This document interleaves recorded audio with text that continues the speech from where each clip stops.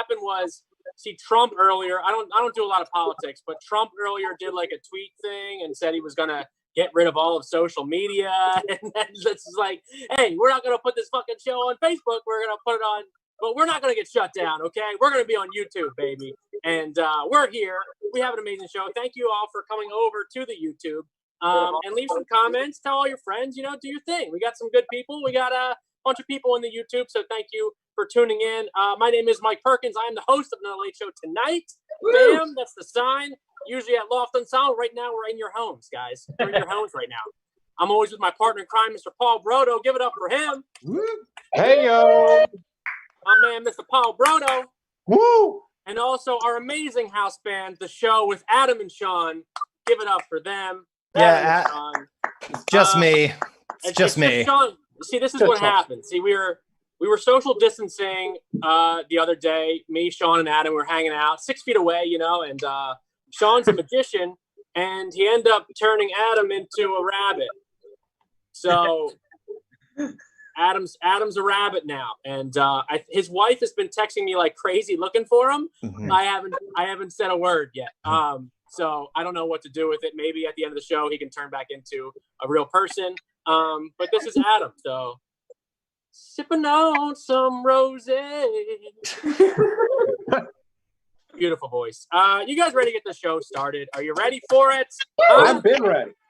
See, what's cool is like regular comedy shows usually start very late, and you guys were sitting in the lobby waiting for the show to happen. So we're gonna start it. And here's some current events, guys. You guys ready for some current events? Woo! I'm ready. Let's hear them.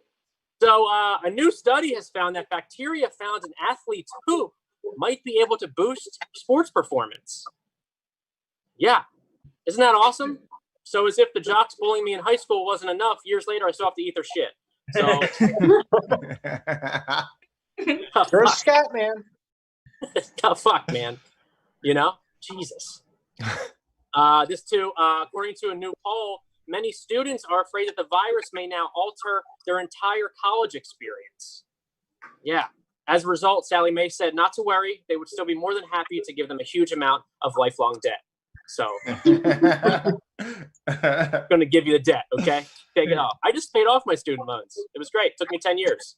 Yep. Just paid them off. Congratulations. Yep. I love it. But you know what's funny? Everything else raised up. So I didn't save, I didn't save money. Everything else raised. So didn't raise it. This is a story that happened too. A man in India has been accused of murdering his wife by throwing a cobra on her while she was sleeping. And it wasn't his first attempt because he allegedly put a viper in her room months before. What was that argument that they had to kill his wife with a cobra? You know what I mean? Like, do the fucking dishes? I'll do the fucking dishes. Do you want me to do the fucking dishes? I'll be back. And then he attempted and did it again. So it's like she was like, "Where'd this snake come from? Is that a viper?" He's like, "I don't know where it came from." Like, what the fuck? You kidding me? Man, that's not couples goals. That's not hashtag couples goals, guys. It's not. It's not. This was cool. Chris, you'll love this one. The Philadelphia Eagles are offering free wedding ceremonies at their stadium for frontline workers and couples who had their weddings canceled because of the COVID-19. It's cool, right?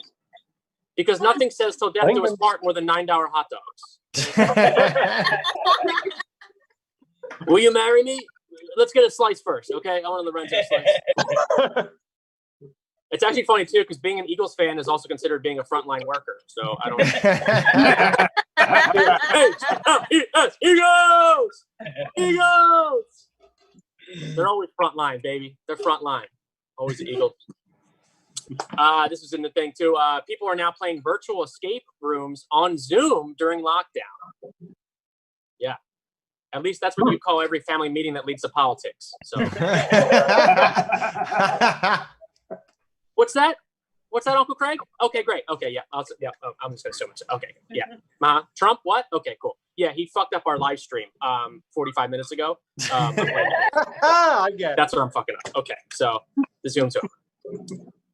It was announced that Pier 1 Imports will close down all of its stores for good.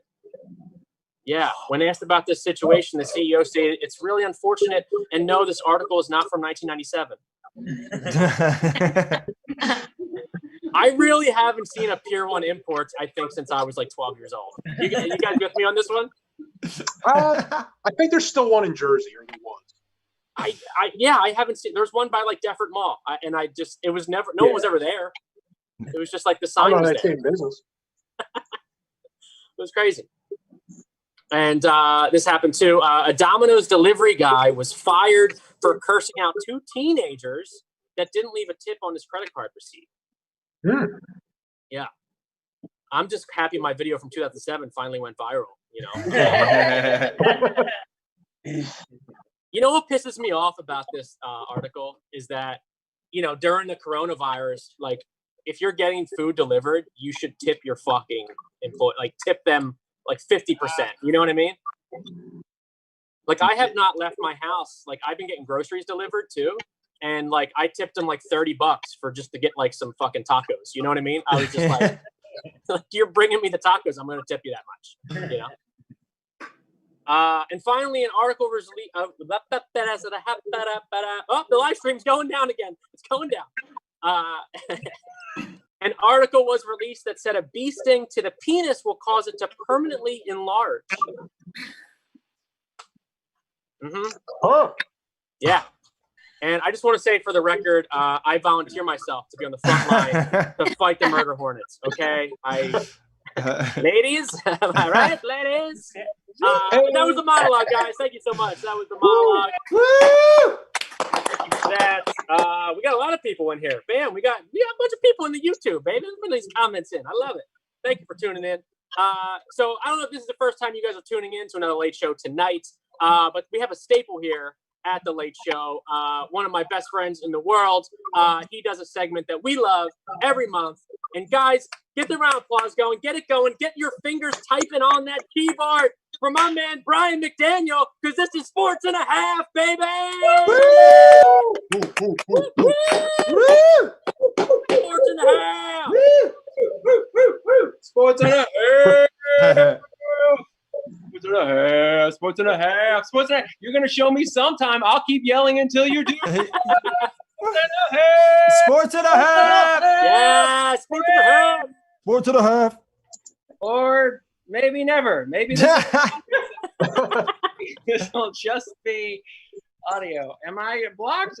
No, I'm You're good. All right. Good. All right. Okay, cool. Okay, Sports and a Half. So there's one rule to Sports and a Half. You don't have to know anything about Sports and a Half or sports. The only rule is this. You have to let your emotions be known. If you feel good about something, you go, woo! If you feel bad about something, you go, boo! If you feel like giving something a golf clap, you're not feeling hard enough. Harder. Think less. Yeah. Yeah. Woo! Sports and a Half. Woo! Sports and a Half. There we go. That's what I'm talking about. Okay, there was actually some real sports on TV this last weekend. Tiger Woods and Phil Mickelson played golf. Yeah, it was Tiger versus Phil. Phil Mickelson played with Tom Brady, and Tiger Woods played with Peyton Manning. It was the most watched golf event in history. Yeah, proving that golf is most successful when it's at least half football.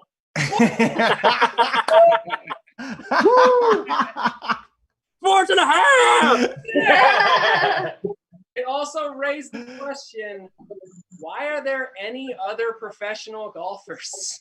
Here's Tiger Woods and Phil Mickelson. Really? That's all that? Okay, once a month, we can let the Irish guy do his thing. Sure. Mulligan or whatever. Crank up the fucking U2 and let Conor McGregor do naked cartwheels and drink a Guinness out of a leprechaun's asshole. But that's it. The rest of the time, Tiger Woods, Phil Mickelson, Sports and a Half. Sports and a Half. Sports and a Half. Sports and a Half. All right. This is a little bit more serious. New York Giants cornerback DeAndre Baker has been arrested for robbery. He's arrested for robbery. Yeah. Woo! Yeah, justice.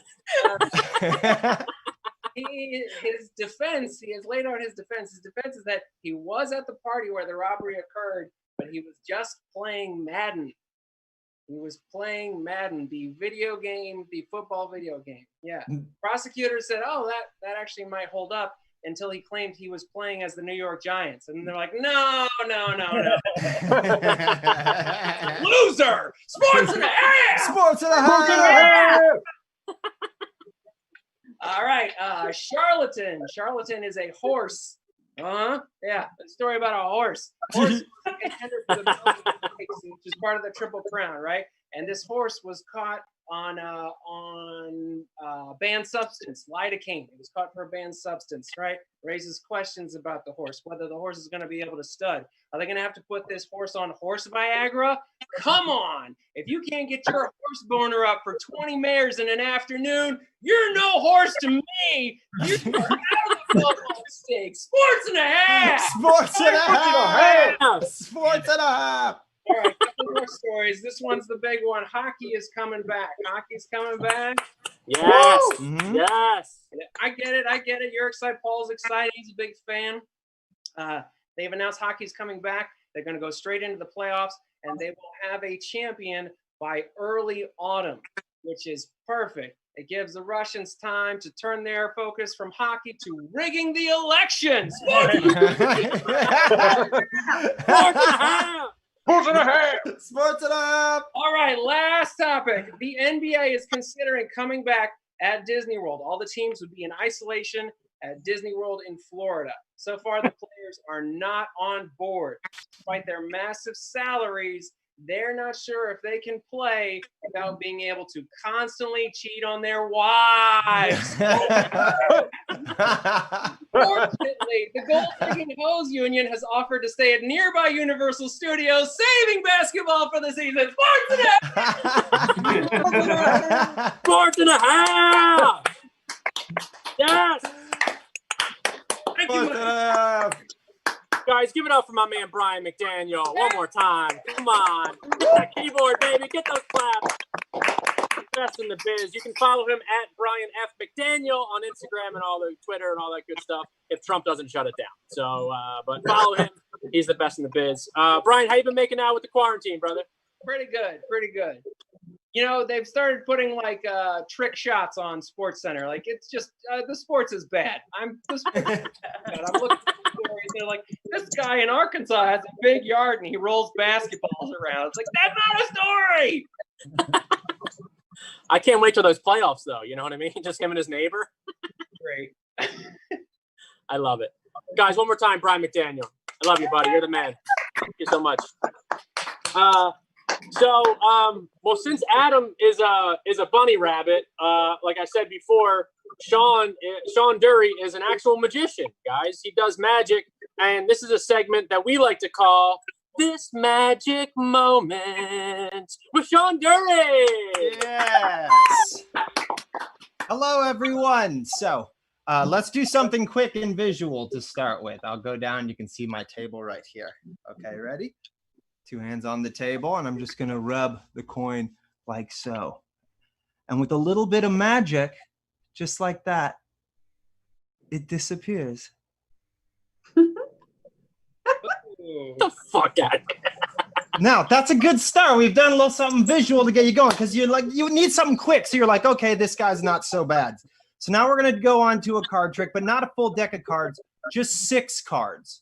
6 different cards you can see there. The cards don't matter, though, because what I've noticed is cards don't really matter to people. They're not really important to people. What does matter is that I can pick your card and find it again, the right card out of any of these. But since cards don't matter right now, we got to get something that matters. So something that matters to everybody are numbers. Everybody likes numbers. They have values. And so watch. We're going to take all 6 of our cards and put them onto our little magical 6 numbers here. And Mike, you're going to have to help me. I got you. Okay. You're going to get us started. We haven't worked anything out, have we, though? Just, everything is above board. I haven't worked anything out with you before we started. No idea. Yes, we have. So you see, 1, 2, 3, 4, 5, 6. Just keep thinking 1, 2, 3, 4, 5, 6. 1, 2, 3, 4, 5, 6. Okay. Now pick one of them. One of those numbers. Mike, you got one? I got one. Okay, go ahead. Which one did you pick? You can tell me. 5. You picked number 5 right here. So we're going to take out number 5 and put it right here above everything. Now, if we have people commenting, if we can check the comments, should I keep number 5 or should we change it? If anyone asks anyone to respond, let me know. Mike, you looking at the comments? We got anybody? I'm looking at the comments. Here we go. Let's see. Keep 5, change 5. Change. We got Richie change? Richie said, dang, you rub hard. He said change it. Change 5. Okay, we're going to change 5. Where are we changing it to? I don't even know who changed it, so there's no way I could know. What Where are do we you want to changing change it to? What do I want to change it to? Yeah, what should we change it to? Let's change it to 6. We're going to change it to 6. So we'll put 5 away. Get under the ribbon and take number 6 instead. Now, is that it? Is everybody happy? Are they happy online? We've chosen a nice number. Okay. Now I'm gonna keep everything here so you can see it, Mike. Okay. We're just gonna flip this around, and as you can see, you chose 10 of diamonds. You've got all these other choices that were not the 10 of diamonds, but you chose the 10 of diamonds. What's pretty cool about that is that I knew you would choose the 10 of diamonds because it's right freaking there the whole time. And you know what? That's pretty good. But how about we just snap our fingers and get our coin back? Ladies and gentlemen, that was the Magic Corner with Sean. Get the fuck out. How do you do it? What is that? What is it? What are you? Selling my soul. God, dude, you blow my mind every single time you do a trick. You know that? I'm glad you said mind. Huh? Hey, you blow me every time too. It's weird. It's a weird thing. We have fun here. It's Hollywood, baby. Guys, give it up for this magic moment with Sean Dury, ladies and gentlemen. Check him out. All right. The show's over. That blew my mind. All right. Is that the feed going down again? Oh my God. So check it out, guys. We're here at Loft Ensemble. Loft Ensemble is an amazing place that gives us the freedom and possibility and all that good stuff to actually have a show, and just gives everyone opportunities to just be themselves and just kind of act and just I don't know, all the good things about Loft. It's coming from my mind, and you know, sometimes you get lost for words on stuff people do, and I want to show a trailer right now because all of the members from Loft Chris Haas directed this movie through Zoom, and he made a movie on Zoom, guys. So I want to show that trailer right now. If we could show that trailer, check it out.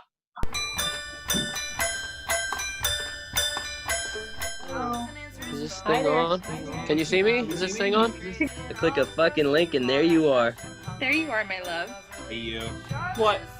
Nice to see you too. It's the end of times. I don't need pleasantries. I need a reliable income. What do you want? No need to be lonely. You can just come and see me. I can't. Yes, you can. It's not safe. There's this guy, though. He's like totally fucking in love with me. I love that. I love when guys are like so fucking in love. You should come quarantine with me. I'm set in Philly. I don't want to do this again. We never did this in the first place. You just fucking left. Apparently, taking people's orders at Burger King is still an essential job. Who knew? Come at me, COVID. I mean, Yeah, the name of your Zoom room's ridiculous. Don't say Zoom room. Greetings from New York, the city that is dying by the sea. Well, don't just say you love me. This is my fucking plan. He has a fucking plan. Roxanne, I have been thinking about you all fucking day. why did I even agree to Zoom? I have got to stop Zooming. Well, I have to accept that people aren't going to stop acting like people.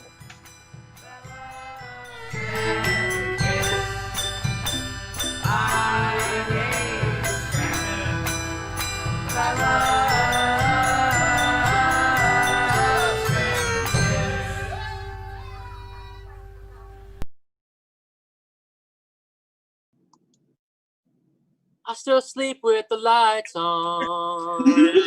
I still sleep with the lights on. Guys, that was Temporary Like a Virus, which is, you guys are on YouTube right now watching this show. So after it's done, you'll watch the whole flick on YouTube.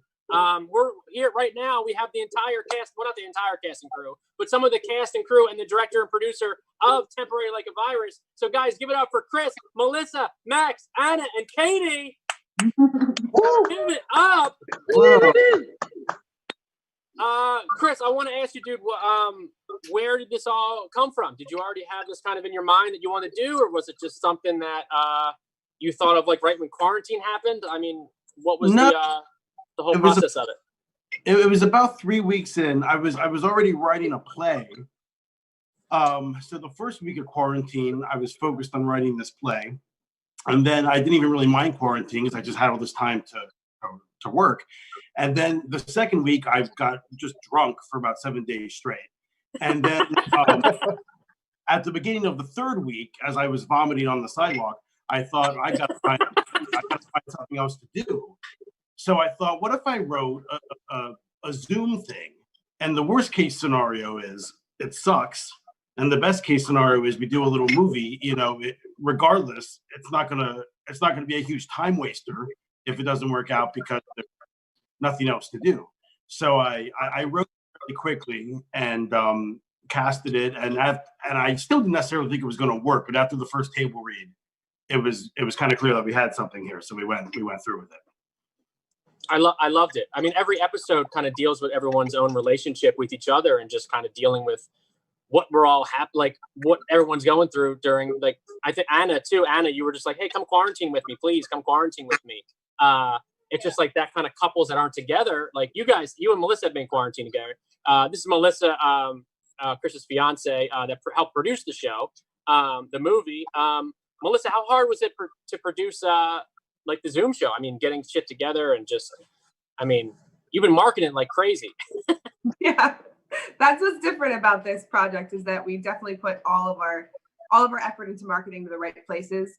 It was difficult to like deal with schedules and basically communicating with cast and getting things promoted that way. I think it really worked out because people are home and they can all find a character that they relate with, which is great.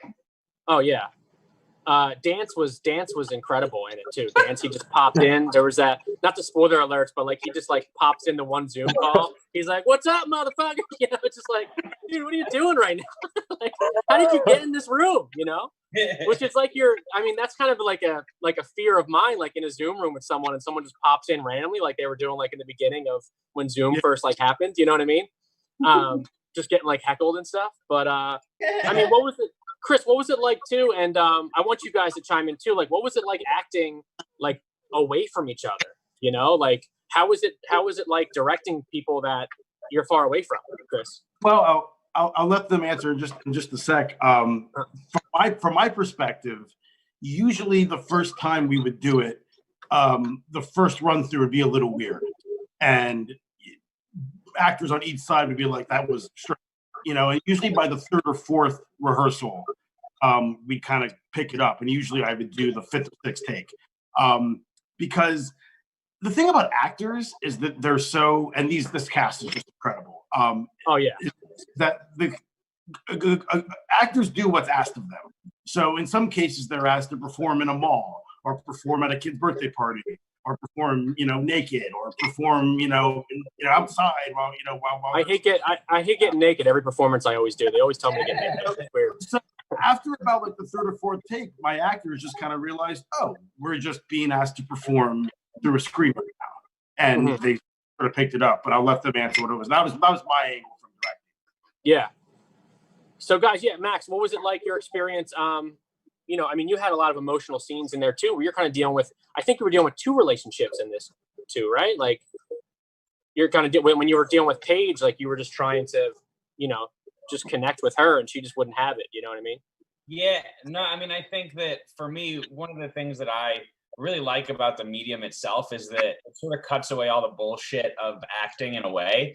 Like there are little things you notice here and there, but I think the main focus of it is just like, you don't have to do too much because you're all on Zoom and everything's so small and it's all one shot. So most of the stuff you're doing is like eye work and like just looking around, because like there's nothing, like you can't talk to anybody, and sometimes there's a lag and sometimes that plays into it. So there are actually situations where like they would be like, hey, there's a little bit of a lag, so start speaking before the other person's line is done. So even though you're supposed to be like listening and talking about stuff with people, you find yourself like having to stop listening and pretend like you heard the rest of the line so that you don't have to deal with the lag and deal with stuff like that. But there are little things like that. But I think it really, once you stop thinking about it too much and instead just like pretended like you're doing what this is weird and uncomfortable and like kind of odd, while also being, super real and vulnerable, which is why,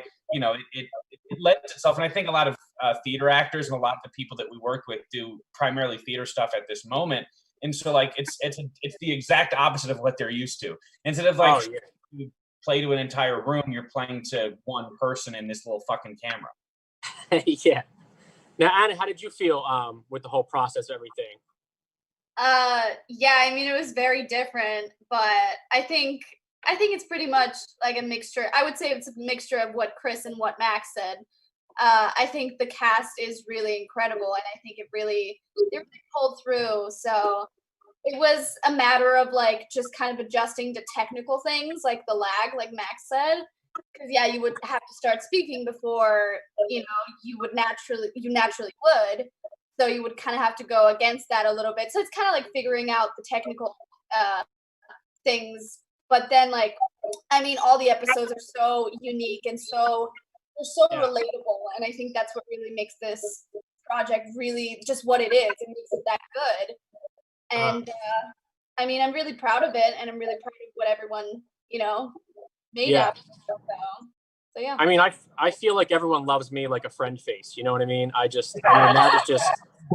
just who I'm like. I'm your friend on Zoom. This is great. This is fucking no one else is here. This is fucking awesome.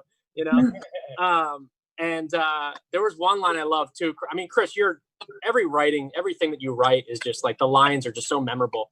The one I wrote down was like, "I love you like puppies love their owners in '90s movies." It's just like such a good line because like I don't know, your writing is just incredible every time. It just like hits you and just like, and you have that East Coast. I mean, we're from Philly, you know what I mean? It's just, you have that Kevin Smith-esque type of thing. Sure. It was interesting because when I give myself a week to write something, like, and I'll do an outline and I'll write this amount this night and I'll write this amount this night. But when I sat down to write this, I wrote chapters 1, 2, and 3 in just one sitting. And I was like, wow, that really came out. And I think it was because I didn't have to worry about stage directions or camera angles or plot, the things that you need to make a cohesive piece of art that I just don't even care about because I'm just obsessed with dialogue and hearing people talk to each other. So having all those things taken away, I was able to just focus on the writing. And because I knew people were kind of free, I could work with whoever I wanted. So I worked with Avi, who played Peter, who is an old friend I grew up with in Pennsylvania, who I haven't worked with in years because he's on the East Coast. And I was able to write for Max and, and Anna and Katie, who, I know the way they talk and I know, how they're going to sound. So, I appreciate the compliments on the writing, but so much of it is the acting, just knowing the right people to write. I mean, Katie, where you at? Get in here, Katie. Where are you? Katie, where are you? I think the only time that I usually cry at YouTube videos is when I watch my own stand-up. That's the only time I cry. But I mean, how do you blow my mind every single time I see you act in like person, but for you to do that over a Zoom call, how do you find that place of just, I don't know, how do you act? I don't know if I can, how do you do what you do, Katie? That one was a lot of fun because I very much enjoyed my scene partner. Avi was amazing. He's so great to work with. It's harder to do those kind of scenes in film. I've never really done film, so this was kind of my first film anything. And it's harder to do it on film because it's like 3 hours long, not a 5-minute scene on stage and then you're done. So by the end of it, I was extremely exhausted, but it was so much fun to work with that and just to go into that place of that this is a real thing that's happening for people. People are losing people they know, and that's hard, and it's reality. And so kind of going to that place was what got me there, and just telling the truth of that, I think, was important.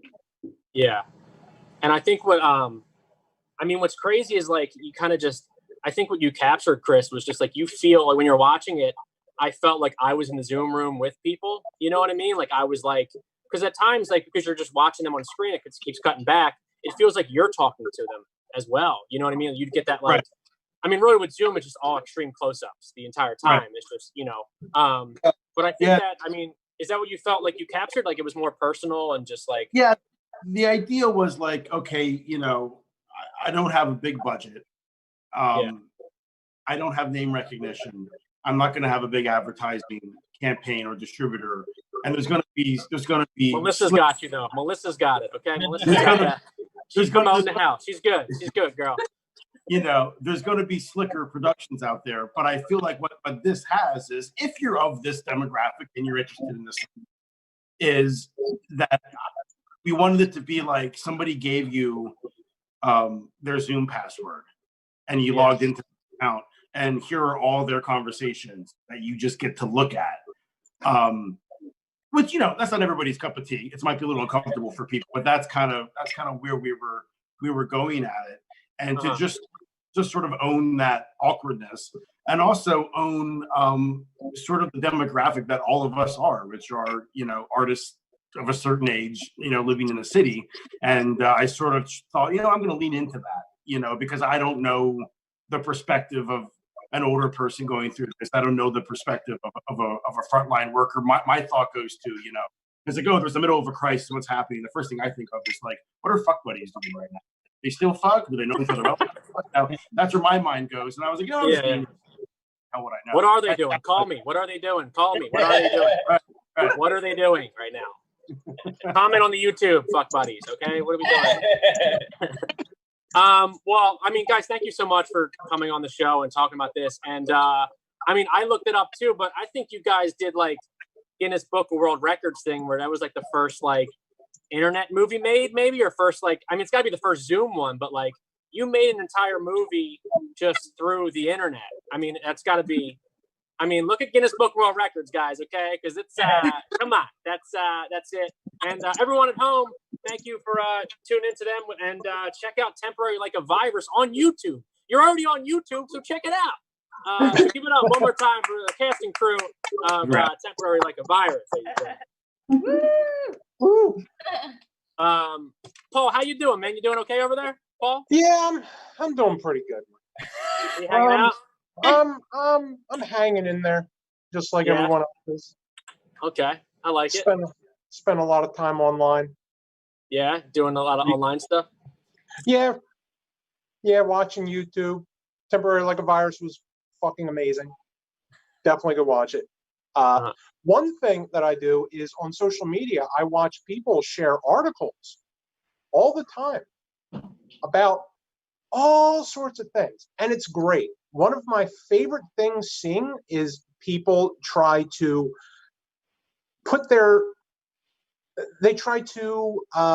inform others on topics that they feel strongly about.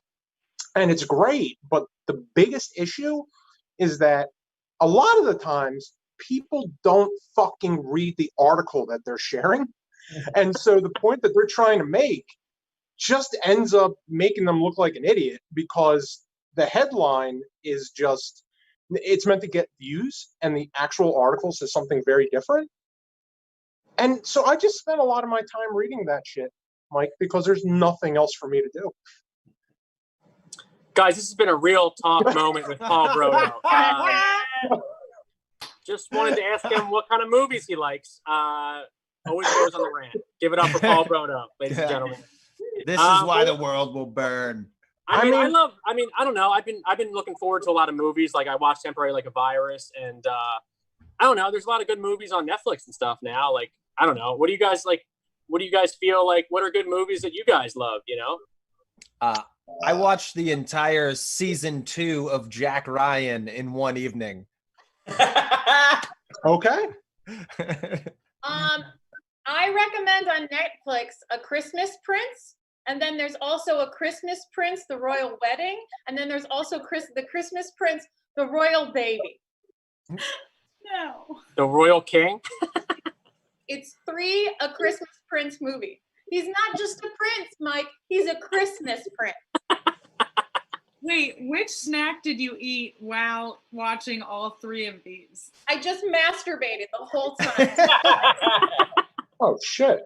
It's called lady porn. Well, wait, who's that? Wait, who's in the? Did someone just pop in the Zoom right now? Oh God, guys, this is shit. We're talking about movies. Every time we talk about movies on the show, it's Tad's Takeover, guys. This is Tad's Takeover. What's up, my quarantini beanie weenie? Hey, look, Mikey P. If you don't want someone to come over to your house, don't leave the door open. Well, you can password protect it, buddy boy. Look, folks, I saw temporary like a virus, and it should be more like temporary like interest. Are you kidding me, Miguel? This movie. Oh, how'd you get inspired? Is there a virus being spread? I was looking for escapism, but I was just watching the news. Oh my goodness. And you know what I always say about Zoom calls? Can we make these longer and broken up into 9 chapters? Oh, I love watching movies just like reading a book. And who's the genius that came up with that soundtrack in the trailer? Really? Did you hire someone to play the xylophone while they were drunk? Oh, that'll hook the viewers for sure. I'm on the edge of my seat. Matter of fact, the edge of a cliff. The only thing worse you could have chosen for a soundtrack is an entire classroom of 3rd graders who just learned the recorder. Yeah. You still sleep with the lights on? Well, really? Did you make this movie with the lights off? Ooh. This movie needs a vaccine. Want to know what that vaccine is? Wizard of Oz. That'll cleanse your palate, my little babies. Wizard of Oz is the greatest cinematic masterpiece known to mankind, made 6 years after the end of the Great Depression. Okay? This movie is cinematic gold. It had song and dance numbers. It had a lion that walked upright. It had flying monkeys. And I don't care what your budget is, Hollywood. We will never see gold made like that again. Again. And it sure as heck won't be on YouTube, because after I watch a couple chapters of your movie, I'm going to start watching more interesting things, like 8 ways to clean my home with vinegar. I mean, I'm going to click on that.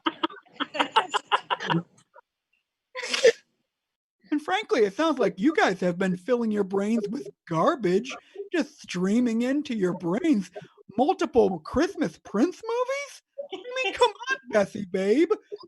Ever watched anything substantial? Why don't you just open up your purse and cash a check, draining your entire bank account and throw it into the garbage or burn it? Honestly, better do that than support these Prince movies. Ew. And Sean, you're watching Jack Ryan? Nobody wants to see Jim from The Office go to the gym a couple times and say, I'm an action hero because I'm not doing this to camera every 5 seconds. Oh, yeah. What should I watch instead? I don't know. A little thing I'd like to call Wizard. You can watch it on VHS. You can watch it on Laserdisc. You can watch it on Blu-ray. You can watch it on DVD. Watch the behind-the-scenes featurettes. Your mind will be blown. You've just been eating off of the menu the whole time, buddy. Whatever's on the menu is what you eat. Ew, you're filling yourself with a Big Mac thinking that that's food when Wizard of Oz is a filet mignon of movies. Cut into it, buddy boy. Have a side dish of mashed potatoes. Oh, it will go down so every time. Oh. What do you think of you've been watching Narcos on Netflix, Tad? Narcos? Are you serious? Another movie about drugs? Michael, how dare you support Pablo Escobar and all of his escapades? Honestly, what would your parents think about this? Are you supporting drug mules? No, Miguel. No. I don't want to escape to a world that's worse than the one I live in. Come on. You could have used all that money to make wonderful movies like Wizard of Oz. There were no song and dance numbers. There was no positive upbeat message. I mean, was there even a dog in there that could act half as good as Toto? Because I don't know. Maybe a stray. But he didn't get any substantial scenes or close-ups. No, thank you, Narcos. We had Matthew Henry on the YouTube comments say Road Trip is his favorite movie. Road Trip with Tom Green? My goodness, get over yourself. This movie is awful. Road Trip. I mean, come on, what is this, like early to mid 2000s garbage that you're putting inside your body? It's not good at all. Road Trip, while they were on their trip, they should have stopped by and maybe picked up a substantial screenplay at a drive-through. Wage worker could have written it on a napkin to go, and it would have been better than Road Trip. Honestly, the only thing lazier than making a 9-chapter YouTube movie is making one about a road trip, because it pretty much says, oh, I just give up on any plot. It makes Temporary Like a Virus look like Casablanca. I don't like either, but at least it's a little less crappy. But Tad, isn't The Wizard of Oz about a road trip? It's not about a road trip. Sean, hey, I need you to park your high horse. Okay, because it's not about a road trip, okay? It's about a journey that a little girl takes in her mind, but it is so real to her that it appears in Technicolor, which was very advanced for the time. No CGI used whatsoever. Those were real monkeys actually trained to fly, okay? Those were real fires that were thrown at the scarecrow that burned his legs off. Those were real munchkins dancing around eating nothing but candy. I mean, that's as real as it gets. They didn't hop into some car and drive away into the mid-2000s to be forgotten in our brains, except for Matthew Henry's mind, because he must have plenty of room in there for nothing. Guys, this has been Tad's Takeover. Give it up for Tad. You're all welcome. Can somebody please get me a pillow so I can rest my case on it?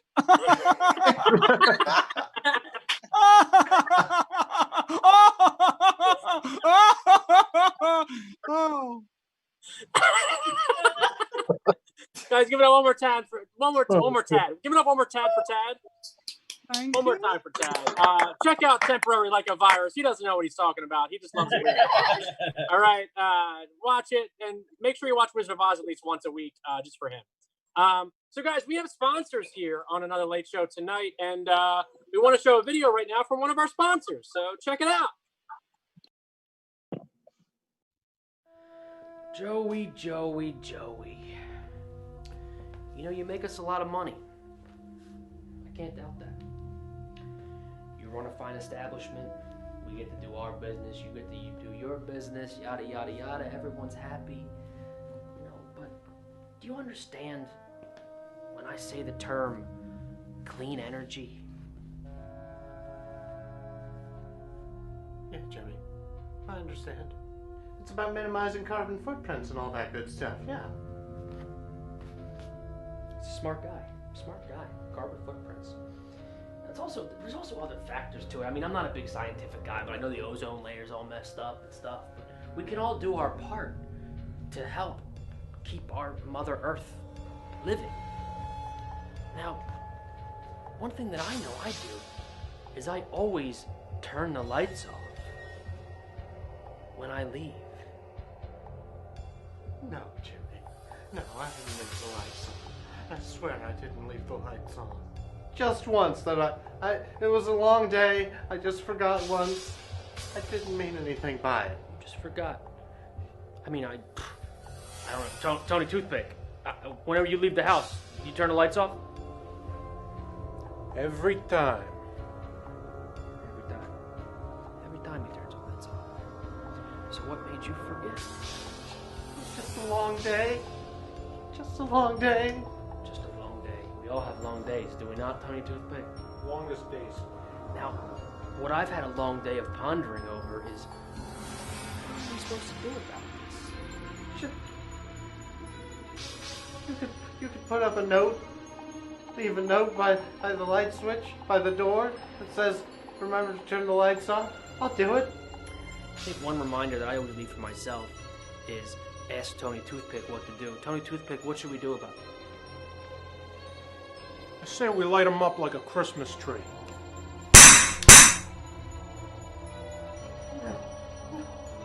Come on. If you light me up, that'll just waste more electricity. Come on. Come on. It needs to be clean. Oh, come on.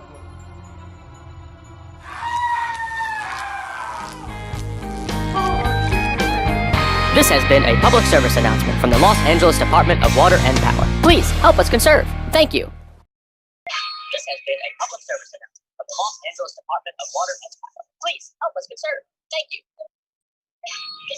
Guys, make sure you're conserving, okay? Make sure you conserve your energy. It's the most important thing in this time. And, you know, do the, wait, I'm doing double duty. Oh, geez. Oh, God. I was watching myself on the YouTubes. I'm sorry. Keep commenting. Yep. What do you love? You guys ready for your special musical guest of the night?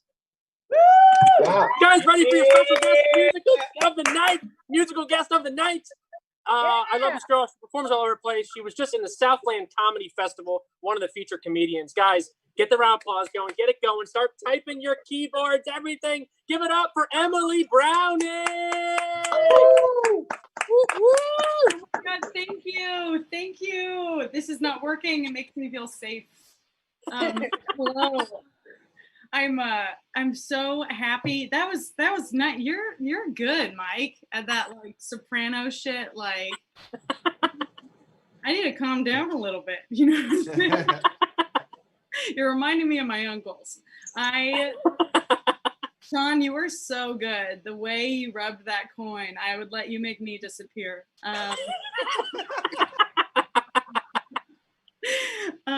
Okay, so you can't see, but it's happening. I have been thinking a lot about my hoe days when I could leave the house and find the face of a young strangling man. I can't talk. Strangling man? Do you guys remember strangling people?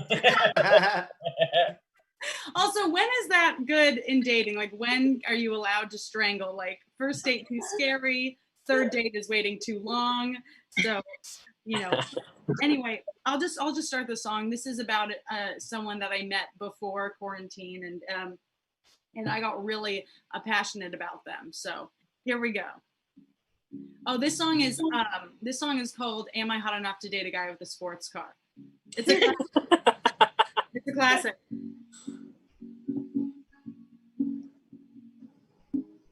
I know. I go hard. Am I hot enough to date a guy with a sports car? A guy with a sports car. A guy with a sports car. Sports car. Sports car. It's just that for 10 minutes. Not enough to date a guy with a sports car. We get it. So I'm at this bar, right? It's a gay bar, okay? And I spot this guy, and my friends are like, Emily, he's gay. I'm like, shit, you know what? You know, I believe you can be born gay, but I also believe in myself, you know? So I tried dancing with him, and he's like tall. Like, he's like this tall, you know what I'm saying? It was tight, you know? And like, he's got money, like this much money, you know what I'm saying? That's cool, you know? And then he was like, yeah, and I like Trump, and I was like, I almost have it up to here, you know? And so then he tells me that he has a sports car. And I was like, whoa. And like, you can't really trust guys with sports cars because they got secrets, you know? And they hide them in like those little sports car hats. And they're like, hello. And there's secrets around. Oh, jokes. And so, so then he tells me, I go, hey, let's play a fun game. Like, I'll tell you a secret, you tell me a secret. And he's like, okay, all right. And I was like, I brush my teeth sometimes. And then he was like, well, I have a girlfriend right now. And then I was like, am I hot enough to get a guy with a girlfriend? A guy with a girlfriend. A guy with a girlfriend, girlfriend, girlfriend. And I was like, yes. So it turns out she lives in Canada with him and she's Russian. I'm like, at that point, you're not even a real person. So I was Facebook stalking him one day and he'd be in pictures with her and I would like take her picture, put my face in, post it, and my aunt would be like, you look happy, you know? And but then I kept scrolling on their Facebook one day and I noticed that they were like holding like this tiny 1-year-old child. And then I was like, am I hot enough to date a guy with a baby? A guy with a baby, baby. I accidentally fucked a guy with a baby. A guy with a baby. I can't believe it. You know that feeling when you're a dad and you hold your daughter for the first time and it seems like the stars aligned and your life purpose just happened, and then you go and fuck a 27-year-old comedian who lives with a roommate and doesn't have a job, and you're like, yeah, equal feelings. I guess I'm hot enough. A guy with a baby. A guy with a baby. A guy with a baby. Yeah. Yes. Oh, thank you guys so much. Oh, that was really emotional for me. So, so I recently have been going through old notebooks because I spend a lot of time in this space, as we all do. And I found this notebook that I opened, and it's full of all these songs that I wrote from ages like 10 to 13, and they're all about Nelson Mills, all of them. Who is now a park ranger who lives in Texas with his librarian wife. But I still feel so strongly about these songs. I feel really passionate about them. So I wanted to sing one of them for you guys today because it's important. And yes, I think we just need this. We need this. And so I'm just going to read the song titles. And then, Mike, maybe you could choose one, you know, or if anyone like feels really strongly about a song they want to hear. But I'm just going to sing one of them for now. So we have the first song called Her Morals. Okay. We have It All Works Out in the End. Okay. Save Me. What Am I to You? My Wish, and the War Song. The War Song? The War Song. I think you've heard the War Song before. It's not so much about Nelson Mills. That song was based off of 9/11. The YouTube Madeline Sweeten saying "Save Me." Oh, Save Me? Okay. So Save I want Me. you guys to know that I still remember the melodies of these songs. These are real songs that I wrote. Save Me? Okay. Oh, wow. Madeline, thank you so much for picking this one. It is not that intense at all. So I need you guys to know that we dated for 3 days. It started on AOL and ended by a picnic table. You need to know the backstory of the emotion. So, and every time you're bored, just know, like, I was in junior high, so I'm really a genius musically here. Okay. Ready? Here we go. Madeline, this is for you. I'm going to sing this as seriously as young Emily would want me to. Okay. Wake up in the morning with the sunlight in my face, knowing I can survive my life if I live out every new day. Very Avril Lavigne inspired. Not Avril Lavigne. Thinking of the future, remembering the past. Thinking of all the mistakes I made and wondering how long I would last. I broke up with him. I left you all alone, bare and so cold. Orange County, I didn't seem to care about you. I lost all feelings for you. That leaves me to where I am now, standing in the rain. Hear me shout. Somebody open up your door. Who am I talking to? Because I'm trying so hard, I can't seem to shed anymore. I'm left here with a drenched face. All my happiness has been erased. Only one word exists in my head. And from dumping you, this is where I'm led to. Also, like, poor guy, poor Nelson. I have fallen many times before, but never have I fallen so hard on the floor. Can you lift me up? Can you forgive me? Can you lift me up? Can you say Evanescence? Can you save me? I think my guiltiness has shown no. I am outside, drenched in my clothes. I really understood song structure. Watching by fire with everyone knows the cutest girl ever. Why are you so happy together? Why are you happy? I'll beg on my knees. I'll even go lower if you please. Total never been kissed. Knowing you're with her, I can't bear. Just come into my arms so I know you're there. I think my guiltiness has shown no. Because I left you all alone. I have fallen. Can you see the music video? Many times before. Never have I fallen so hard on the floor. Can you lift me up? I have like eyeliner, just like, can you forgive me? Can you lift me up? Can you save me? Repeat twice. Can you lift me up? Can you forgive me? Can you lift me up? Can you save me? Can you save me? Just save me. Did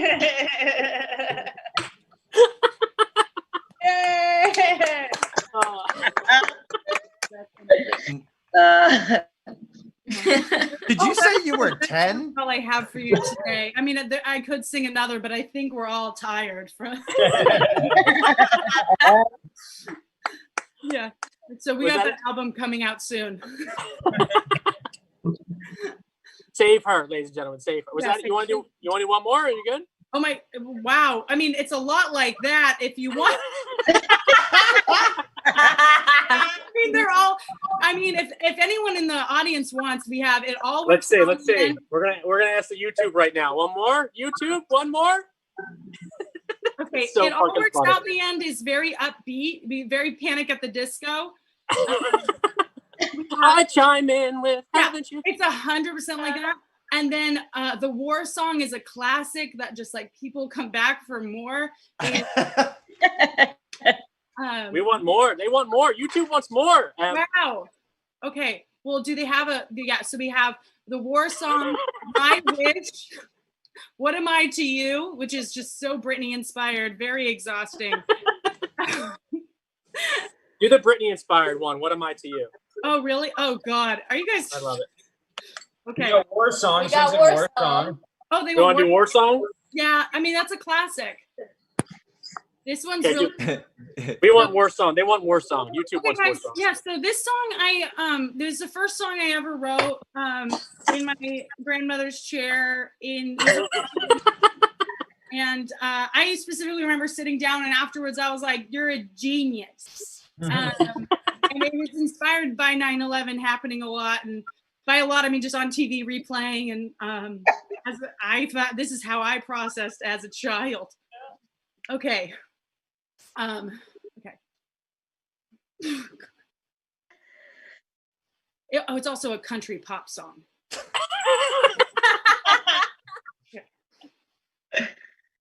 Standing in her driveway, watching daddy kiss her mom. The mother starts crying. The daughter doesn't know what's wrong. Father leans over, kisses the daughter on the cheek. The little girl asks, Daddy, will you be home next week? He sways his head from side to side.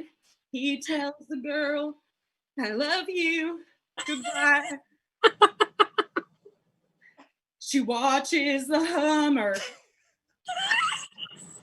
because that's like an army car. As it drives past, she turns to her mother. Yes, where is Daddy going? It's that big man. The mother turns and says, he's going to Iraq and Iran.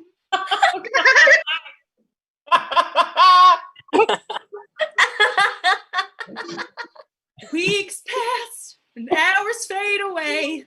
Minutes go by slowly as the memory of Daddy still stays. Every day the mother looks out the window, seeing if her one and only shall return. Months go by and the memory of Daddy still burns. Oh, where did my daddy go? Please, mother, tell me. And the mother did tell her with her soul and heart why her daddy had to leave her and break the family apart. He's fighting for this country. He's fighting for you and me. He's fighting for this nation. His name will go down in history. Daughter, he still loves you. Heaven just the same. He did what he had to do. You just gotta love him back with no blame. Then one rainy day, it's raining, a car pulls up. A man comes out with a letter of sorrow. I was like, a man comes out with a letter, letting a mother and a child, knowing that they won't have a father tomorrow. Years went by. Songs are all about time. Older, the daughter let go. She just like let go. Knowing her daddy left her. The mother didn't know why God would leave her all alone. Then one day, the mother looks out the window. The stars were out, and with a miserable voice she shouts. See the story? Where did my husband go? Please, daughter, tell me. I'm sure you know. And the daughter could tell her with her soul and heart why her daddy had to leave her and break the family apart. Sing it with me. He fought for this country. He fought for you and me. He fought for this nation. His name will go down in history. I hear you, YouTube. Mother, he's you ever just the same. He did what he had. He did what he had to do. You just gotta love him back with no blame.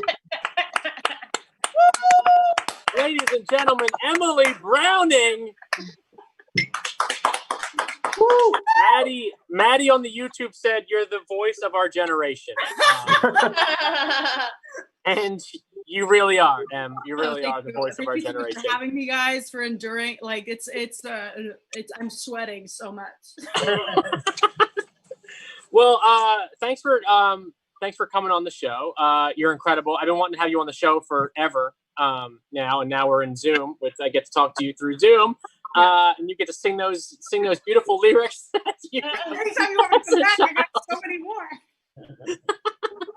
I love it. So, well, you said you wrote those when you were 10. Was that always the dream to like be a singer when you were a kid, like a songwriter? I mean, I loved it. I did it. I didn't tell anybody. I just wrote these songs about Nelson. I would sing them to my brother and be like, "Who wrote this? Avril Lavigne or me?" And then I would sing this song, and he'd be like, "Avril Lavigne." I'd be like, "No, please see, that was me. I wrote it." So my younger brother's like the only person who's heard like all of these. So I'm now like wanting to produce them because they're just so fun. Like they're So like, funny. I just wanted to be like a wife or like a therapist or something. Like I didn't know like comedy or songwriting was a thing, you know, back then. Yeah. In those days. I love it. Your little brother's like, you didn't write Skater Boy. You're like, I thought about it. Yeah, I did. I totally did. People were like, you're like Taylor Swift. And I was like, I was before Taylor Swift. Well, when did comedy come in? I mean, that's one thing I love about your comedy. Emily does stand up, by the way, too, guys. She doesn't just sing. She acts. She does stand up. She does everything. You're like, oh, she's thank amazing. God she does other things. But that's one thing I love about your stand-up is like you're so in the moment with everything. So like even when you're singing the song, you have that little quip at the end, like, you see the story? Do you fucking see the story? You know, like it's just when did you start piecing together like comedy was like what you wanted? Yeah. Well, yeah, I did musical theater growing up, and then I did improv for 3 or 4 years in college, and then I just slid into flappers. You know what I'm saying? You know, I just to comedy clubs. You're like, I do stand up once a month. I'm a stand-up comedian. So that lasted for like a year, and then you know how it is. You just get obsessed, and then so I just kind of like started combining all like the things I was doing before into what we're doing. You know, and it's. I love that. Yeah. Well, that's one thing that I think separates you from a lot of comedians, and not just only because you sing and do you play guitar, but like you're your own unique voice, which is very rare for comedians to have that. Like nobody else is like Emily Browning, which is what you want. That's like the goal of all of this is nobody else is like that. Like, oh my God, that's Emily Browning. That's Emily, you know, like nobody can match what you are. I know one time I said like, hey, do you want to come headline my Clubhouse show? And you're like, how much time am I doing? I told you the time, and you're like, I can do balloon animals too. I was like, what? So like, when did you start incorporating that into your like? When people were like, "Can you do 30 minutes?" I'm like, "Yeah, if I fucking use balloon animals too." Like, oh, I have to kill 10 minutes. Writing's hard, my friend. Yeah, I think that's what happened. Like I don't know. It must have been like there's this improv theater in San Francisco that I hung out at for like a year, and they had a clowning night, and they asked me to do an act. Because once someone finds out that you can do, that's what happened. Like people would just find out that I did balloons and then request it, and I'm like, oh no. And I like some shows, like people have been like, you look like you didn't want to be doing that. Like on stage, like 60 people, I'm just like, hey, they're like, I'm like, what can I get you? And they're like, a dick. And I'm like, fuck you. Like mermaid, you know, like you pubescent scum. But I think I did this thing where I blindfolded myself and then I played wrecking ball, which was like a huge hit at the time. And I like pump balloons up to this song, and then when Miley freaks out, I pop them all, and like everyone loved it so much, it just made me realize like the potential, like how much adults like balloons, and even more than children sometimes. So that was so funny. Yeah. So did you start? I mean, you grew up in Orange County, right? Was it Orange County or LA area? Orange County for sure. But then you started comedy in San Francisco, or? I started down here going to Flappers in like Orange County scene like a little bit, but I didn't start getting like paid work until the Bay Area, and then I came here 2 years ago. Yeah. And gotcha. So you're up there for a couple years doing San Francisco. It was literally like a hot year and a half. Like it was it was just like, it was hot. What a hot year. What a hot year and a half. Yeah. How like big is my ego that I go to a new city, and I'm like, I did this city. But, you know, I mean, that's one thing about stand-up is like once you start doing like other city, like I know Brian McDaniel, he's still in the room, right? Brian, where's he at? Brian. Brian's I great. think he's still here. He's still here. Brian took me on the road with him for the first time. I think it was like a year and a half, 2 years ago. And that was such a big, like, I mean, that's like a chip, not a chip on your shoulder for so many words, but like, it's such a big boost in your whole career where you're like, holy shit, like I'm next level. So like for you to go like San Francisco, you're like, I'm doing a whole new city that I'm not used to. That kind of gives you so much like confidence and just in your own personal comedy, you know what I mean? And you know, I tell Brian that all the time. Like Brian really took me to like next level comedy. You know what I mean? Like I was just doing little fucking jokes here, but I was like, bam, bam, baby, I'm doing fucking monologues now. You know, Pier 1 imports. You know what I mean? Like that fucking joke. That was solid. That was solid. But that's what I love. I mean, I've seen you so much where like, I remember seeing you you just did the Southland Comedy Festival also, which was a huge deal. That was so good. You were so great, Mike. I left my guitar in the car because sometimes I think I use my songs as a crutch to give everyone a backstory. And Mike, the whole show was like, do you need me to run to your car to get your guitar? I can do it. And guess what, guys? He did. He ran to the car, he got my guitar, and then I go to him, I go, I'm not going to use it. And then I just sat there. I sat there on the side of the stage with your guitar the entire time. And it was just like, okay. Like, I'm not even her boyfriend. I don't know. I'm getting literally nothing out of this. I just like your guitar. It's fine. It's cool. It's cool. Well, speaking of relationships, what a good segue. Look at this segue. Speaking of relationships, you do this awesome podcast called Making Love and Growing Up. It's true. It's true. Where did that all come about? Like, and do you have some like relationship advice for all the YouTubers right now? I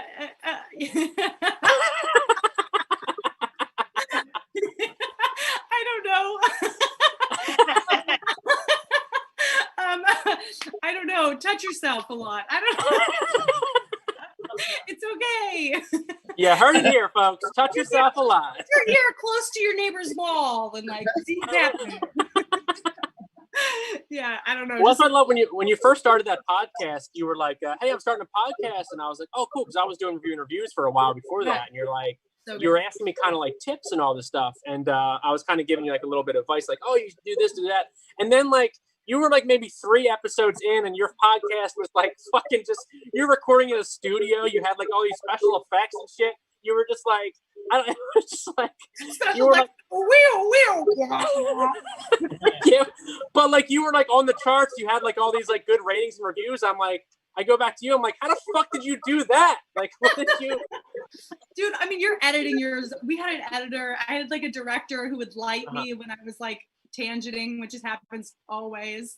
And so, yeah, like I was really lucky that we had a team behind us, which is really fun. And yeah, it's great. It's called Making Love and Growing Up. And we 2 girls grew up super religious, so religious. I have a minor in biblical studies. If you know me, you know that. I tell people. Yeah, your dad was, I read that too. Your dad was a pastor too? Yeah. So, and so he asked me like, what kind of podcast do you have? I'm like, an educational podcast. Don't even listen. Please don't listen. I haven't invited my dad to a comedy show in like 3 years. I'm like, please, I don't do comedy. But yeah, it's really fun. I tell people that like I wasn't allowed to be a pastor when I was little, so I became a comedian, you know, because it's like similar. We do similar things. Yeah. Well, I love it. It's all truth. It's all about truth. You're one of my favorite people in the world. I love you. And thank you for doing the show. Thank you for being a part of this. And guys, one more time for Emily Browning, ladies and gentlemen. Woo! Check her out at Emily Browntown on Instagram and all the other good stuff. Are you guys ready for your headliner of the night, guys? You guys ready? Huh? You guys ready? YouTube? I'm ready. YouTube, you guys ready? You clicking? You clicking away? Huh? Click away. Leave a comment. Leave all the good stuff. Guys, get the round of applause going. Get it going for my girl, Bethany Therese. I legit didn't know you were talking about me when you were introducing me. Yay! Oh my gosh, there is a lot to unpack here. I feel like all of Emily's childhood songs the name of them are the original title of A Christmas Prince. And yes, Tad, I watched The Christmas Prince and A Christmas Prince, The Royal Wedding, and A Christmas Prince, The Royal Baby. And I'm not upset with it. It's the modern day Wizard of Oz. I'm not backing down. I'm not backing down. Oh shit! Blasphemy, Bethany! Blasphemer! Pat, I will send you the movies. I will watch them with you, and it will all be clear. Go ahead, send them. I need toilet paper. I'm all out. Send the VHS copies. They're easier to wipe with.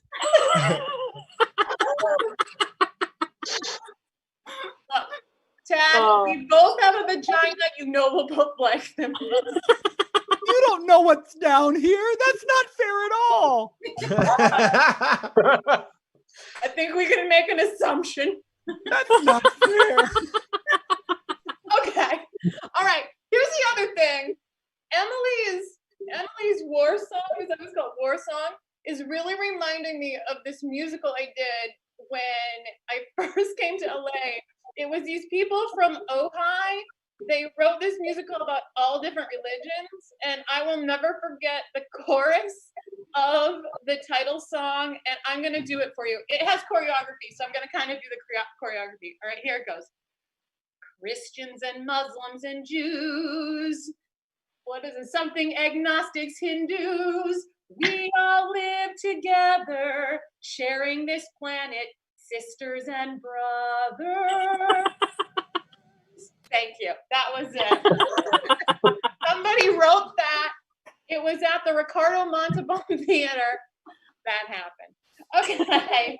Oh, am I doing stand up? Whatever. I don't know. Coronavirus. It's the coronavirus. I'm not getting it, you guys. I am not getting the coronavirus. Do you know what I'm going to get? I'm going to get the Bud Light virus because I'm an American. That's it. We're all watching weird stuff. Yes, we're watching weird stuff. A Christmas Prince. I just watched the Disney sing-along. Well, I watched all of them actually. The Disney sing-alongs. Yes, I watched them. Do I have a child? No. I watched them in their entirety and sang along. But here's the thing: Disney princesses confuse me a little bit. You know, I'm empowered, but I still kind of sound like a whore. It's confusing to me. Because really, seriously, doesn't that voice sound really close to like the voice they use in porn? You know? It's like, I just want to have legs so I can walk on land. Oh yeah. Oh yeah. Yeah. It's like, it's just very close to the porn voice. Like, I just don't feel like as a princess that empowers me or represents me. I want like Disney princesses to be like the lead, like is like some chick from Medford, Oregon. She's like, she makes stuff with her hands. She's an alto, you know. Let it go, let it go. That's who I want to represent me. I don't have kids, and I've been with my man for 11 years. I don't have kids, and people always. Thank you, Mike Perkins. Fuck kids. I love them, but no, I don't have them. And people always say to me, like, they're always like, you're gonna change your mind someday. Okay, all right, someday, you guys. The ship has sailed. The ovaries have left the bed. I don't know. There's no more time left. I mean, I guess I look like a spring chicken. That's an illusion. There is no more time left. And I understand that people have kids later in life. I get that. But I know I personally have 3 eggs left. That is it. One is named Forrest. One is already on Ritalin. And one just meows. I don't have any more time, you know. And there's a follow-up joke to this about I don't want to hold your baby, but you know, social distancing really took care of that for me. Freaking keep your baby 6 feet away. what else have I been thinking about? So I suffer from some mental illnesses. That's another set. But a new one in the coronavirus. There's a new one. I got a new one that popped up because of the coronavirus. I have an extreme case of OCD. One of the things I do in my OCD is I'll bleach door handles repeatedly, even though nothing has touched them in the meantime. like OCD is like super weird because it makes you do stuff over and over again, even though it doesn't increase the effectiveness of what you're doing at all. Like it's like women who like take a positive pregnancy test and then take 7 more. You're fucking pregnant, bitch. You're pregnant. It doesn't change. The answer's not changing. The test didn't change. It's not changing. I'm reading a lot of. I'm getting riled up. I'm getting hot under this. Like I have got the circle light, and it's very. I gotta fix my lighting situation because I got the circle light on Amazon for $19.99. It's not. Emily, you've got a good lighting situation. I don't know what's happening. I'm reading a lot of vampire fiction during the quarantine because I would like to emerge from this quarantine a full cat lady. But I'm really going for. I don't know. I do read a lot, but I think about vampires. All right, guys. Who that I can talk to? Who would be a vampire? Or who at home? Who would be a vampire? Yes. I would be a vampire. Who would choose vampire? Tad, would you choose vampire? I wouldn't choose a vampire if my life depended on it, you Twilight freak. Tad, I feel like we're in a fight, but I also feel like there's a lot of like tension. It's not sexual, but it's something. Something. Take out that butter knife. Let's cut it. What? No vampire. Mike Perkins, would you be a vampire? Oh, I would be like Eric from True Blood. Hell yeah. Oh yeah. Who would be a vampire? We got Brian. Brian said he would be a vampire. Yeah, I would do. You're my people. You guys are my people. I would totally choose vampire. I am. You know what's great? Because I think about vampires a lot. All right. So here's the thing. It'd be hard to be a vampire and be a stand-up comedian because like you'd keep like messing up. You'd keep accidentally doing jokes from other time periods. You know. What did the lawyer say to those Salem witches? Ah, you burned. Like you just screw it up. Time period. But now everybody's doing like so many filters on like their faces and like you can make yourself young, you can make yourself old, you can make yourself age, you can make yourself be anything. And I think that is wonderful because now vampires can finally go on Instagram. They can age themselves. All right. I have more stuff about vampires. Okay, so here we go. I've got some vampire impressions because they do think about vampires a lot. So here's just some impressions. We'll use that term lightly. On how I think of people who if they were vampires. Okay, the first one is, and I'm gonna go until you cut me off, Mike. Okay, the first one is Barack Obama. That's right. Barack Obama, if he was a vampire. I'm getting into it. Let me be clear. Michelle and I are going to suck your blood. Okay. That's Alanis Morissette. I mean, that was Obama. That's my next one. My next one is, that was Obama. My next one is Alanis Morissette. This is Alanis Morissette. I wish I was standing. These things are so hard. This is Alanis Morissette if she was a vampire.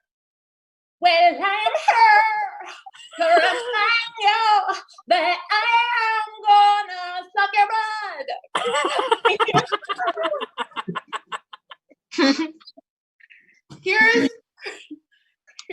Here's some I just started today. Here's Kermit the Frog if he were a vampire. Why are there so many ways I can suck your blood? Okay. That's Kermit. Here's Miley Cyrus. This is a new one. Just lower your expectations. Okay. Miley Cyrus if she were a vampire. She's always kind of serious. Jolene, Jolene, Jolene, Jolene, I really want to suck your blood. Okay, that's Miley. She needs work. Okay, here's two more. Here's Eliza Doolittle from My Fair Lady. If she was a vampire. I'm standing ready. All I want is a room somewhere where I can suck your blood. Thank you. Okay. Let me think if I have any more before I do the final one. More music. I was trying to do Shakira, but it's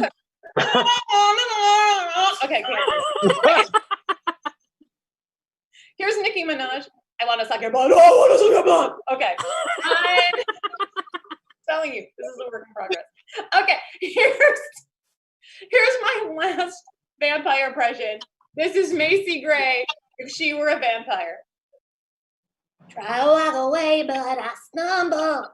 Though I try to hide it, it's there. I really want to suck your blood. Okay, that's that. Thank you. Thank you. Those are my vampire impressions. You are very kind. You are very kind. All right, I'll leave you with one more joke, I think. I'm drinking rosé. Is it obvious? Weird shows. American Idol. This is my last joke. Because we're singing a lot. Let's sing. American Idol. They forged on even through anybody watched it on Zoom. They did Zoom American Idol. Nothing can keep American Idol down, which means I will be able to do this joke forever. Because here's the thing. I could win on American Idol because I figured it out. All you have to do is take any song in the entire universe and put some vocal runs and then a big long note at the end, and it will win on American Idol. Somebody put it in the text box, or you, whatever, somebody write down or shout out a song that I know. A moment like this, Kelly Clarkson. A moment like this. Okay, right. Moment like this. Vocal runs, big long note at the end. Winning. Did I mention it's winning American Idol song? Here we go. This is my microphone. It's like Bob Barker. Okay. I'm aging myself with that reference. Whatever.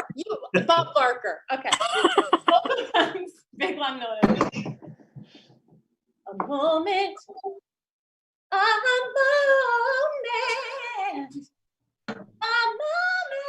moment. Love.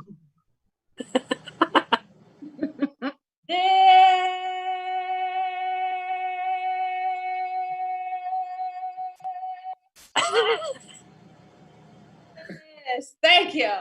That's it. Bethany out. Ladies and gentlemen, Bethany Therese. Thank you. Bethany, you're the best in the biz. Thank you for doing the show, and you've done the show before, so this is your second appearance on Another Late Show tonight. It Thank you is. for coming Wait, back. is this the interview part? You don't want to do the interview? We can just cut it. I'll do it, but I just feel like there should be a transition. Like, I want to walk from another space. Okay, you got it. Diva. Guys, one more time for Bethany Therese. Oh, there she is. Oh, yeah. I am wearing a sweater and bike shorts. Get it, girl. And you got a haircut. Look at you. Did it myself. You did it yourself. Look at it. Looking good. Looking good. Turns out watching one YouTube video does not make you be able to do something. One thing I love about your stand-up and your comedy and your music and everything is it's like you live in the moment, like when Tad, like you're so improv and you just live in the moment where like Tad like kind of just like came out of nowhere and you just went with the, you roll with the punches of all that. And I love that. So like when you started, like how, I guess my question is like, when did you start? Like, what was the dream of it all? And did you always want to do comedy? Very good question, Mike Perkins. Let's see. I always say that because I started out doing musical theater and in New York, and I did a lot of that. And I like in my head, I have this character that I think is my soul. And she's like, when I did Cats in 1975, it was magical. I spent one magical night on the top of the Empire State Building with a man named Fernando. Like, this is just that's who I am actually inside. I started doing musical theater. I got fortunate enough to do a couple Broadway shows. I thought that that's what I was going to do forever. I never really wanted to do anything outside of theater for a long time. But I also always improvised. I always was part of improv groups. I had an improv group in New York that was kind of semi-successful in that we got some opportunities to travel and we made some money and blah, blah, blah. So improv was always a big part of me and comedy. And I always was writing something but then once I started to do musicals that were like 8 shows a week, and so for a year, 2 years, like over and over and over and over again, I just started to feel like I just started to feel like the creativity part became just making the same thing new again, but there wasn't much creativity beyond that. So I was like, well, how is this kind of different than, I'm just a cog in the wheel kind of a thing. So I transitioned my career into stand-up comedy because I don't like money. Well, when you say you're doing musical, was that when you were doing Mamma Mia? Because you were doing Mamma Mia for a long time when you were on tour, right? Yeah, that was the longest musical I did, and yeah, that was kind of when actually during Mamma Mia I really started to go to little places and started to write stand-up, and I would try to do shows in clubs, but it was very difficult because the times of the shows would really kind of match up. But I would, as much as I could, I'd try to go and do little sets here and there. But I would write a lot, and I watched a lot of stand-up comedy. Like, I'd watch stand-up comedy all day, which is weird because before that, I never really thought about it at all as something that I would do. But and I like now, to be honest, it's like, I feel like right now is a really good time in stand-up comedy because I feel like you see people tonight, it's becoming a little bit more eclectic. I felt like there was a period of time where it was like a bunch of dudes like talking and then like that kind of like, I don't care comedy. Emily knows like beers and I was like, and I don't care if the audience can go fuck themselves. And, yeah, exactly. That's my entire act. That's my entire act. Yeah. Oh yeah. That's so you, Mike. Yeah. That's one thing I hate. One thing I do love about you too is like you don't do open mics, and that like it blows my mind of how like amazing you are at comedy because like when I see you live, it's like I'm like, how the fuck did you not like? You're just up there doing it, which is like I feel the same way when I do open mics. Is like it's a lot of dudes like that. We're just like fuck, and I have to like kind of like because I'm different. I don't do like I'm the same way. I'm like all over the place and just kind of just doing like I do like Adam Sandler impressions and stuff like that. But like I don't mesh well with like comedians that are that way. You know what I mean? Well, first of all, stop the compliments. Stop. Stop it. Keep them going. Keep them going. You know what? I don't know. I've really never done one open mic ever, and I just think honestly, it's not a judgment thing. It's not what's good for somebody or what's bad for somebody. I think for me, because I came to stand-up comedy from playing, performing in front of audiences, 2,000, 5,000 people, that it was a really difficult transition for me to even go to small club setting where there's 50 people, or to me that seemed it was just very difficult to overcome and get my mind there. And I kind of probably stunted my own progress because I couldn't fathom what this was in a way, you know? Yeah. And just the world of it, not the being on stage part, but like the other thing. And so for me, just the journey of that to kind of go to an open mic where it's really just, in my mind, I feel like I could all have you over for a dinner party and we could kind of talk about comedy and make jokes and blah, blah, blah. To me, it's kind of the same thing. And probably I'd then choose people who I wanted to be with more and we could create that way. For me, it's just not a place that I felt like I could kind of go to. But I think for some people, it's very valuable. But you have that creativity where, like, yeah, I mean, that's the best part, is just hanging out with comedians, and you get bits just from doing that, you know, like just hanging out. Like, I mean, I know when the quarantine first started, we talked on the phone for like an hour, and we were just cracking jokes the entire fucking time of just, like, I don't even know what we were talking about. We were just like, but you know, I don't know. We were just going off, and it was just so fun to just, I mean, that's the creativity right there, and that's what brings out your comedy voice, you know, and you know. And that's the most fun part. I think that's the super fun part. Yeah.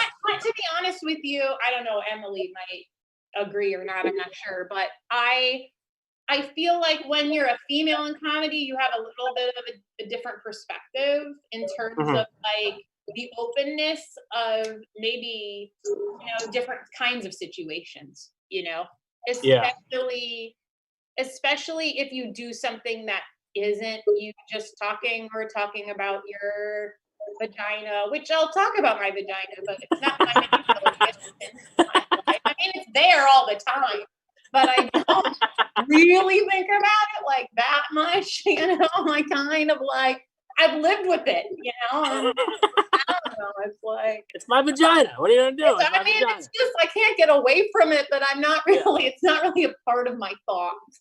Well, I gotta ask this question for Emily too, because she recognized you right when we got on the Zoom, and I think everyone at home probably recognizes you too. But what was it like working on The Sopranos, Beth? Oh my god! All right. What was it like? Okay, so I've been on the road with the musical. I came back to New York and sort of serendipitously, I got this part. It was a guest star role that ended up getting shrunken down, of course. There was no nudity involved initially. And so then I booked the role, and then the producers call my agent at the time, and they're like, look, we want her to show, like, be a little topless, like to show vulnerability. And I had always had this like feminine thing in my mind where I was like, if guys can take their shirts off at beaches, why can't girls take their shirts off at beach? So I kind of like, to me, I was like, yeah, it wasn't a sexual scene. That probably wasn't harder for me. And so it was just like, so I was like, yeah, sure, whatever. And I keep saying this, but all women, this is for you, Emily, show your young boobs on television. When you get older, you will desperately want to see your young boobs.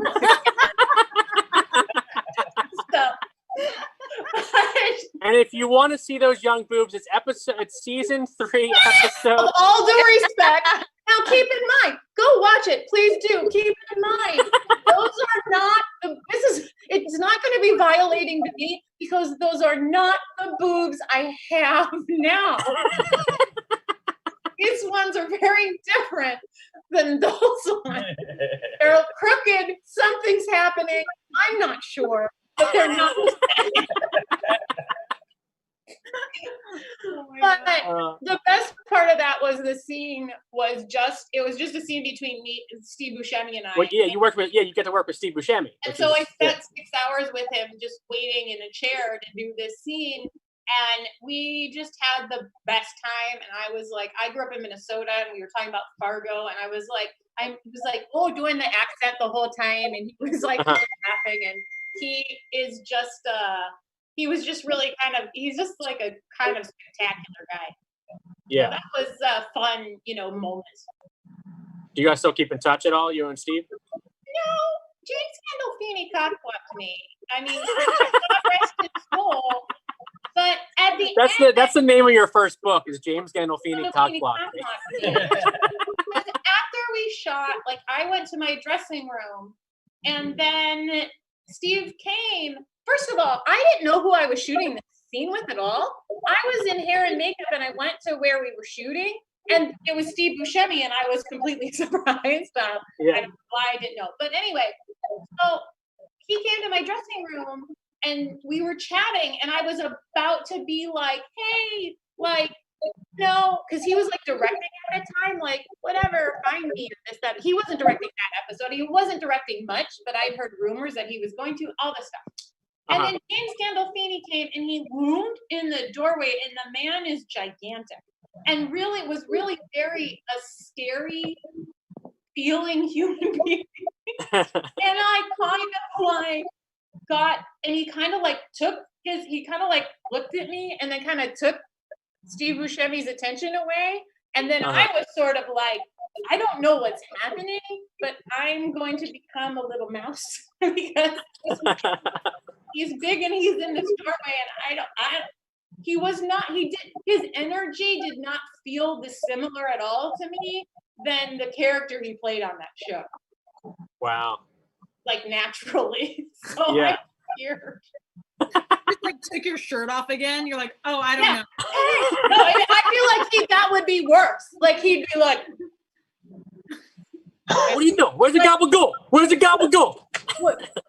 Like just too cool. Like he'd say nothing and then wait in the silence, and they then say something so cutting that you'd never be the same. I don't know what would have happened. So funny.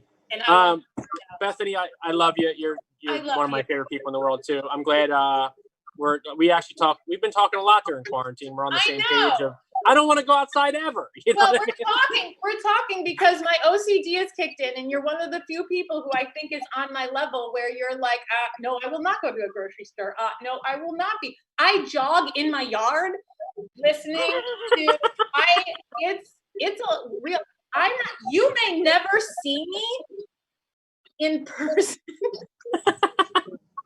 until there's like, I don't know, I might need like a helmet, like a bubbly helmet. Like a moon suit, like kind of like astronaut. SpongeBob? Yeah, exactly. I legit only get turned on when my man tells me he's washing his hands again. Like that's just what is exciting I'm like, oh my God. Yes. Like I'm on the other end of the spectrum. Oh yeah, lather that up. Get that soap. Yeah, I mean, I am not kidding. Yeah. Well, you heard it here, folks. Emily said to play with yourself, and Bethany said, listen, wash your fucking hands, okay? Because it's hot. Guys, give it one more time for Bethany Therese. Thank you so much for doing the show. You're amazing, and I'll see you soon. Guys, that's our show. That was it. Woo! Thank you for tuning in on the YouTube. Everyone's still there, commenting all that good stuff. Guys, give it up one more time for my man Brian McDaniel doing Sports and a Half. Woo! Give it up for this magic moment with Sean Dury. You'll see Adam. Adam will be back next month. Adam's right here still. He loved every bit of this. Give it up for the entire cast and crew that's here right now with us from Temporary Like a Virus. Check it out on YouTube. Chris Haas directed it. Melissa Kirkpatrick, she helped produce it, his fiance. And give it up for Max, Anna, and Katie right here with us. Thank you so much for doing this show. Give it up for Tad. Give it up for my man Mark Sipka. He's awesome. He's the best in the biz.